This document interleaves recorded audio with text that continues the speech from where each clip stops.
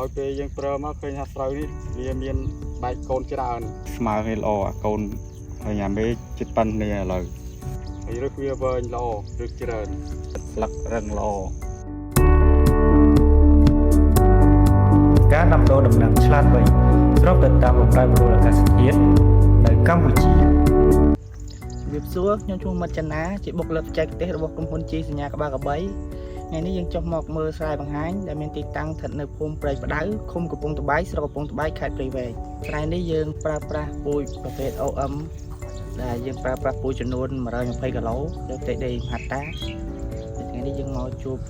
សួរចំណារអារម្មណ៍មួយលពូឡុងសំអឿនបាទជំរាបសួរខ្ញុំបាទឈ្មោះឡុងសំអឿនក្រោយពីខ្ញុំបានប្រើប្រាស់ជីក្បាលក្បីនេះមកខ្ញុំពេកវគ្គ1ក្នុងរយៈពេល9ថ្ងៃបន្ទាប់មកលើកទី2ខ្ញុំប្រើអាយុ18ថ្ងៃបន្ទាប់ពីយើងបានប្រើប្រាស់ជីនេះមកឃើញថាស្រូវវាល្អបានយូរជាប់រហូតពីយើងប្រើប្រាស់ពូជ120គីឡូក្នុងហិកតានេះវាយើងពេលយើងព្រៀងព្រោះហើយវាស្ដាងមកពេលឥឡូវ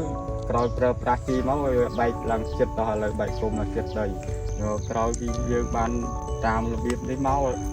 ឃើញថាសត្វអត់អីដូចជាមិនសូវជាមានហើយស្រូវក៏វាល្អបានយូរដែរវាស្លឹករឹងល្អបែកគុំច្រើន1 2 3 4នេះក្នុងគុំអានេះ1 2 3 4ដែរនេះប៉ុន្តែដើមវាស្មើគ្នាល្អអាកូនហើយញ៉ាំមេចិត្តប៉ិននេះឥឡូវនេះមើលឃើញវែងល្អស្អាតហើយដងដើមអីវារឹងមាំស្លឹកក៏វាអត់ទៅដានដែរ